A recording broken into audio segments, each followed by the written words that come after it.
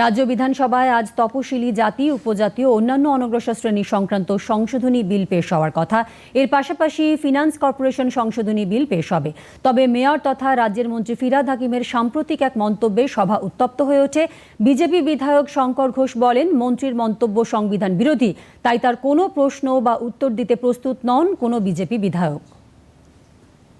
আজকে মাননীয় স্পিকার সাহেবকে ভারতীয় জনতা পার্টির পরিষদীয় দলের পক্ষ থেকে আমরা অভিহিত করলাম যে যত মত তত পথ এই পবিত্র ভূমিতে মাননীয় মন্ত্রী ফিরহাদ হাকিম সাহেব একটি মন্তব্য করেছেন যে ইসলাম ব্যতীত অন্যান্য ধর্মে যারা জন্মগ্রহণ করেছেন তারা দুর্ভাগা এবং দাওয়াতে ইসলামের মধ্যে দিয়ে তাদের প্রচ্ছন্নভাবে ধর্মান্তকরণের কথা তিনি বলেছেন।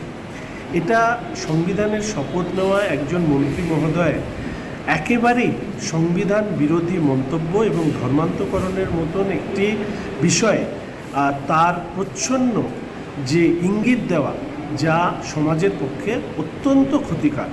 ফলে ভারতীয় জনতা পার্টির বিধায়করা মাননীয় মন্ত্রী মহোদয় ফিরহাদ হাকিম সাহেবকে প্রশ্ন, মোশন, কলিং অ্যাটেনশন সহ সদনের অভ্যন্তরে যতগুলো সংসদীয় কাজ আমরা মন্ত্রী মহোদয়ের কাছে তুলে ধরি, সেগুলো থেকে আগামী দিনে বিরত থাকবে এবং সেই বিরত থাকার কারণেই আজকেও আমরা মন্ত্রী মহোদয়কে তাকে কোনো ধরনের প্রশ্ন, সাপ্লিমেন্টারি কোশ্চেন করা থেকে আমাদের বিধায়করা বিরত রয়েছে।